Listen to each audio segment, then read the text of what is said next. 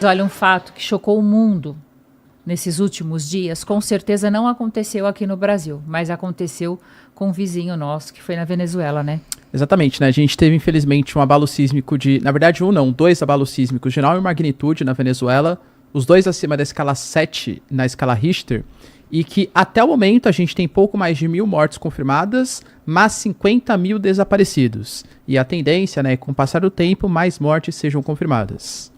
Para conversar com a gente sobre isso, a gente vai chamar uma das pessoas talvez mais queridas da internet e que muita gente conhece como o Sergião dos Foguetes, mas a sua especialidade, dentre várias outras, claro, é geofísica, que é, claro, o Sacani, né? O Sacani tá aí no link com a gente. Sacani já tá aí, ó ele aí, ó. Olá. Opa, Fala, e aí, pessoal? Boa noite. Boa noite. Tudo bom com vocês? Tudo ótimo. Sacani, eu queria que você explicasse pra gente um pouco por que, se é comum ter esses abalos sísmicos na Venezuela, por que de fato ele aconteceu, dois na sequência, falar um pouquinho sobre as réplicas também, que isso deixa ainda mais perigoso, né, inclusive buscas de pessoas que possam ter sido atingidas, e se há o risco, porque foi muito comentado, da formação de um tsunami por conta desse abalo sísmico.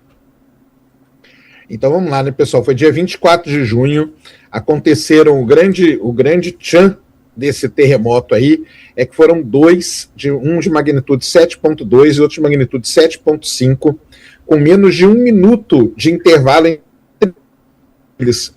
Uma coisa muito interessante é que não são réplicas, tá?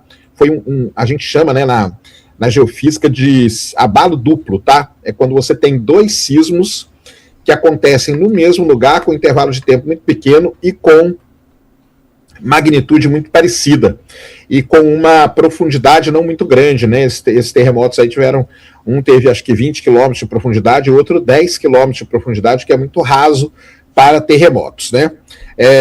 Abalos sísmicos de magnitude 7, eles não são raros, eles acontecem em vários lugares do mundo. O Japão tem muito terremoto de magnitude 7.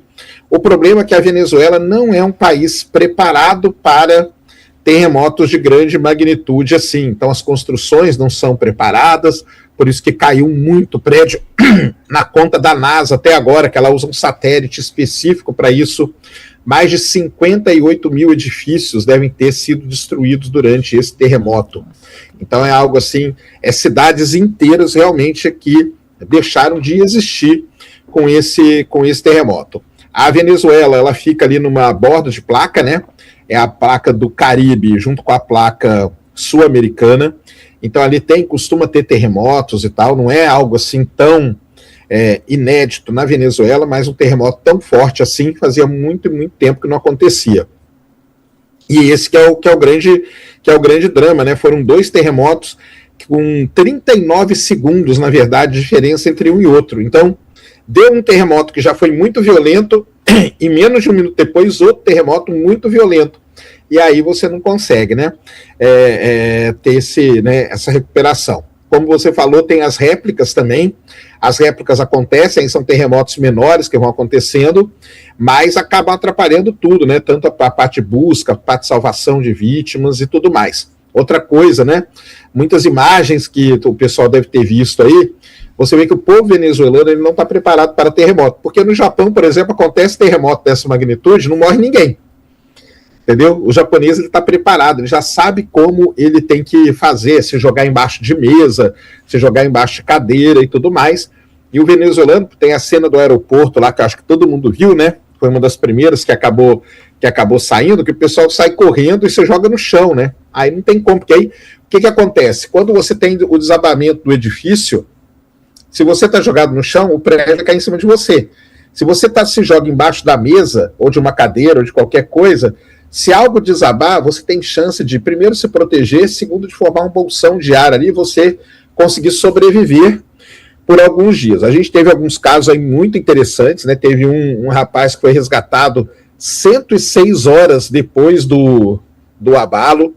Teve uma criança que foi resgatada, acho que 3 dias depois do prédio ter caído. Então, assim, sempre tem esses casos, né? O governo dos Estados Unidos, o Trump está mandando 150 milhões de dólares para a Venezuela para poder ajudar aí no resgate, mandou muita ajuda, muita gente, foi foram vários e vários aviões, né, levando cachorro, levando equipes especializadas em busca e salvamento em terremotos. Então, assim, realmente é uma situação bem, bem complicada que aconteceu na Venezuela. Esse número de mortos, né, que a gente fala, uma coisa em terremoto é o seguinte: você raramente sabe quantas pessoas vão morrer, porque o que você vai ter é um número de desaparecidos, e o número de desaparecidos ele já subiu para mais de 70 mil, e a estimativa que o Serviço Geológico dos Estados Unidos está fazendo é que a gente vai ter mais de 100 mil mortos nesse terremoto. É porque é o seguinte, né, vão ter muitas, milhares e milhares de pessoas que nós não vamos ter o corpo, né, porque ela vai ficar soterrada e ela vai ser dada como desaparecida. E aí depois de não sei quantos dias lá, eles acabam computando ela como morte, né? É uma situação terrível, cara, assim, aí o pessoal tá aí. E depois desse terremoto na Venezuela, teve um grande no Japão, por exemplo, que não aconteceu quase nada, 6,9. Como eu falei, o Japão ele é um país já preparado para isso. Uma coisa muito interessante, que eu não sei se o pessoal sabe, existe um sistema do Android que ele avisa sobre terremoto. Então, se você vai para um país, se você tem um telefone Android e você vai para um país que tem terremoto, assim que você chega no país, o seu telefone passa a fazer parte de uma rede. E é muito legal. Por que isso? Porque o telefone nosso ele tem um negócio, um aparelhinho, né, um sensor chamado de acelerômetro. E ele consegue, o acelerômetro do celular ele é tão sensível, que ele consegue sentir a onda sísmica segundos antes dela chegar mesmo e destruir alguma coisa. Às vezes 20, 30 segundos antes. E isso é muito legal. Você pode falar assim, pô, mas 20 segundos, 30 segundos faz diferença? Faz muita diferença, porque pode salvar vidas. E a estimativa é que o sistema Android na Venezuela tenha salvo milhares e milhares de pessoas, mesmo o povo venezuelano nem sabendo que isso existia direito. Tem umas cenas aí, eu até repostei uns vídeos, que o telefone começa a tocar de todo mundo e a pessoa olha para aquilo, ela não sabe o que está acontecendo. Aí alguém vem correndo e meio que fala assim, não, é um aviso de terremoto. Aí sai todo mundo correndo, na hora que sai todo mundo correndo, a casa desaba. Então tem essa situação também. Então se você tem Android e um dia for para um país que tem muito terremoto, Japão, Colômbia, Chile, países ali da América Central, México, né, por exemplo, o seu telefone passa a fazer parte dessa rede e é um negócio muito interessante que tem salvo muitas e muitas vidas aí pelo mundo, esse sistema aí de alerta. Mas é isso, né? Eles vão... Tá saindo aí vários dados já, então esse número de edifícios aí destruídos é um sistema que a NASA tem, é um radar que a NASA tem, um satélite, desculpa, só para poder ser usado nesse tipo de situação, e vamos esperar aí para ver o que vai acontecer. Como eu falei, o número de mortes nós nunca vamos saber ao certo quanto que são. E, Sergião, quando aconteceu o terremoto na Venezuela, aconteceram vários outros terremotos, como você bem falou, né? Principalmente na borda do Pacífico, do Círculo de Fogo do Pacífico. E aí começaram algumas teorias da conspiração, que poderia ter alguma coisa... É normal acontecer uma série de terremotos? É normal, cara. É normal. Muita gente às vezes assusta, mas vulcão e terremoto tem muito na Terra todo dia. Tá? Tem muito na Terra todo dia. Ah, mas por que a gente não fica sabendo? Primeiro, porque tem muito terremoto que acontece em zona desabitada. Ou muito terremoto que acontece no meio do oceano, né? Você falou aí do Anel de Fogo, né? Então tem muito terremoto que acontece em ilhazinhas ali perdidas, que não mora ninguém, nem nada, a gente nem fica sabendo. Mas se você entrar na página, no site do USGS, todo dia lá tem muito terremoto acontecendo. Agora, pode ser que um dia aconteça vários terremotos em regiões muito habitadas, como foi o caso da Venezuela agora, como foi o caso do Japão. Mas o Japão tem terremoto assim, quase todo dia, tá? Então, assim, não é... Tanto que o terremoto do Japão, você nem viu notícia nenhuma de morto, de ferido, nem nada. Porque realmente não tem, entendeu? No Japão, para você ter mortos e tal, tem que ser um terremoto com uma magnitude muito mais elevada, numa situação muito pior. Mas é normal, tá? É normal ter essa série de terremotos. Agora estão anunciando, teve terremoto aqui na costa do México. Tem muito terremoto ali no México também. Então, assim, vai tendo, como eu falei, né, terremotos de magnitude acima de 6, 6,5, 7 e tal, não são terremotos raros de acontecer, tá? Então eles acontecem mesmo, e durante um dia, né, na Terra a gente tem centenas, talvez milhares de terremotos, e vulcão também, tá? Vulcão também. Às vezes muita gente se impressiona e tal, mas vulcões entram em erupção, uma média de 50 erupções por dia a gente tem na Terra. Então, assim, é normal. Quando acontece em região que é mais populada, né, aí fica mais, a gente chama mais atenção. E quando morre muita gente, igual isso da Venezuela também. E, Sérgio, trazendo mais para a realidade brasileira para efeito de comparação, além de ser um encontro de placas, a Venezuela tem uma série de falhas tectônicas. Algumas falhas, não na proporção da Venezuela, existem no Brasil também. Tem no Vale do Ribeira, tem em Montes Claros, tem no Recôncavo Baiano. Existe algum tipo de chance desse abalo sísmico dessa magnitude acontecer no Brasil? Cara, o Brasil não tem, né, por dois motivos. Primeiro que o Brasil está no meio de uma placa gigantesca, né, que é a placa sul-americana, então a gente não tem nenhuma borda de placa aqui, e o terreno do Brasil é muito antigo, então ele já é um terreno muito consolidado. Ah, mas a gente tem terremoto no Brasil, a gente tem terremotos pequenos, magnitude 3, 2, que é acomodação de falha, coisa do tipo, ou região, cidade que é perto de que é onde está construída hidrelétrica, por exemplo, quando você faz a inundação da represa, aquilo ali muda a situação geológica daquela região e às vezes acaba tendo algum tipo de terremoto, mas é muito pequeno. Então, assim, não tem as falhas que tem lá, essas falhas que a gente tem no Brasil, que você citou, né, elas não são ativas, como a gente diz na geologia, né? As falhas lá na Venezuela, pelo contrário, elas são muito ativas, porque a gente tem as placas ali atritando o tempo todo, então acaba criando a situação, igual a gente tem na Califórnia, né, a falha de San Andreas e, como chama a outra ali, Juanito, né, são falhas também que também são muito ativas. Então, assim, no Brasil é engraçado porque é o seguinte, não sei se o pessoal sabe, mas os terremotos mais fortes no Brasil, que chegam a magnitude 5, eles acontecem no Acre. Por quê? Por causa do seguinte, a placa sul-americana, naquela região ali do Chile, tem uma placa que está entrando embaixo dela, que chama placa de Nazca. E essa placa de Nazca, ela vai entrando embaixo da placa sul-americana e tem um ponto aqui no manto que a placa derrete. Quando essa placa derrete, ela causa um abalo sísmico. E se você fizer a projeção desse ponto onde a placa derrete na superfície, dá bem no Acre. Isso é muito interessante. Se você mandar plotar no mapa todos os terremotos, faz uma linha certinha no Acre, e é bem aonde a placa de Nazca ela acaba derretendo quando entra embaixo da placa sul-americana. Mas, de novo, né? O Acre, como muito pouca gente mora por ali, dá um terremoto, a gente quase não fica sabendo. De vez em quando, pega ali a capital ou tal, e aí a gente fica sabendo. Esse da Venezuela, acho que foram 4 capitais brasileiras que sentiram. Em Manaus tem uma cena aí, um vídeo que ficou, acho que deu uma viralizada, né? Que o lustre de um prédio lá em Manaus ficou balançando forte mesmo, porque é muito perto ali, né? Então, assim, a gente acaba sentindo. A gente que é de São Paulo, principalmente quem mora ali em lugar mais alto, Avenida Paulista, Pinheiros e tudo mais, quando tem terremoto forte na região do Chile, a gente acaba sentindo também o prédio balançar. Isso aí é coisa normal de acontecer, principalmente quando são terremotos mais rasos, tá? Terremoto mais fundo é difícil da gente sentir. Queria fazer uma pergunta para o Sacani, que acompanhando de perto tudo que está acontecendo, Sacani, a gente viu que o Porto virou de verdade um necrotério a céu aberto e que os serviços, obviamente, muita gente não sabe, mas eles ficam comprometidos. Serviços como a luz, água, aí a gente tem, agora os voos também estão comprometidos, né? Então, existe mesmo, a gente está vendo que a catástrofe é grande, a dificuldade... por mais que esteja chegando ajuda humanitária, ainda é muito complicada. Existe chance de acontecer um outro terremoto de tamanha magnitude, talvez nos próximos dias?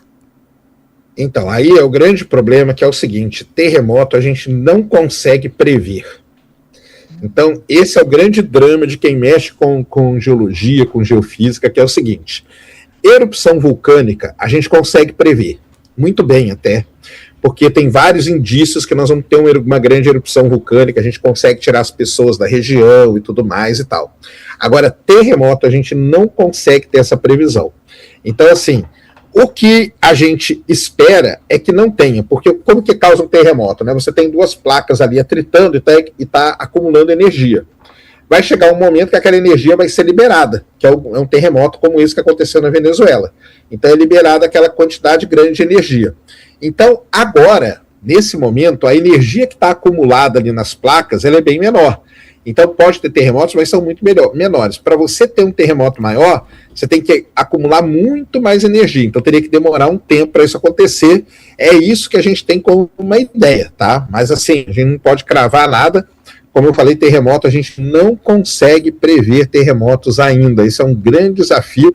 Não sei se algum dia a gente vai conseguir, mas é muita gente que estuda maneiras da gente tentar prever os terremotos. Esse sistema do Android que eu falei, ele não prevê o terremoto, tá? O terremoto já aconteceu. O que ele faz é ele sentir o terremoto um pouco antes dele chegar num lugar e dar ali uns 20, 30 segundos para a pessoa escapar. Essa cena aí é terrível, né? E uma outra coisa terrível que está começando a acontecer já na Venezuela é o seguinte, é o cheiro, entendeu? Porque muitas e muitas pessoas, milhares e milhares de pessoas que estão mortas embaixo dos escombros, e isso é uma coisa assim, muita gente fala assim, por que os caras da equipe de salvamento, eles estão, já me perguntaram, né?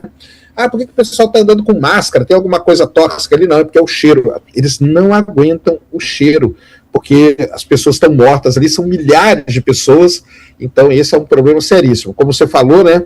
Tudo vai parando de funcionar. E uma coisa interessante, né?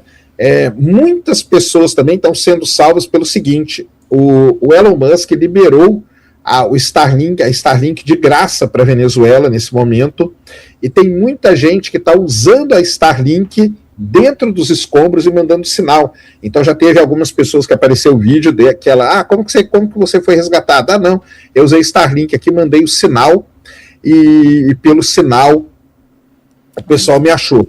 Quando o Elon Musk ele montou o sistema Starlink, né, o sistema de satélites para a internet, ele sempre falou que o uso principal da Starlink seria para desastres naturais, porque muito bem, você lembrou muito bem, quando a gente tem um desastre natural, seja terremoto, furacão, tornado, incêndios de grande proporção, inundação de grande proporção, a primeira coisa que paralisa é a comunicação. Então, o sistema Starlink já foi usado em terremoto, pra caramba, já foi usado em furacões nos Estados Unidos e está sendo usado agora na Venezuela também, para que as pessoas possam se comunicar com as equipes de salvamento. Puxa vida. E, Sérgio, última questão que eu tenho, uma questão um pouco mais técnica. Hoje o Brasil, como você falou, está no centro da placa sul-americana, então muito difícil, né, ter um abalo sísmico de grande magnitude. A chance de formação de uma nova placa para que o Brasil fique numa área de encontro, a exemplo do Rift Valley, por exemplo, que acontece no continente africano, o rifteamento da placa? E se existe a chance, é grande? Cara, assim, no caso do Brasil, assim, vamos dizer, a curto prazo não, né? Nem o Rift Valley também é a curto prazo. Deve demorar alguns milhões de anos aí, né? O que acontece com a situação geológica do Brasil é o seguinte, né? O que a gente tem nesse momento acontecendo no mundo é que no meio do Oceano Atlântico, a gente tem a dorsal mesoatlântica, né? E ela está formando placa. Então nós estamos nesse momento, né? Se você for lá e medir, a gente está se afastando mais da África, porque a placa está crescendo e está empurrando para lá. Por isso que a placa de Nazca do outro lado ela está entrando embaixo da Sul-Americana, né? Então a tendência atual, né, é que as coisas não são assim tão lineares, mas se fosse, né, era o continente sul-americano e o Brasil encontrar lá do outro lado agora, tipo com a Ásia e coisas do tipo, né?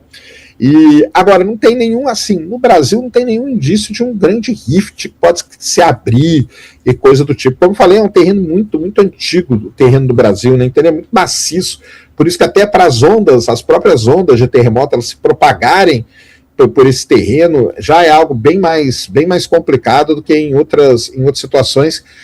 Região de borda de placa, né? O terreno ele é muito jovem, porque ou você tem o terreno sempre ali em inglês é resurfacing, né, que a gente fala, né? Ele está sempre se renovando.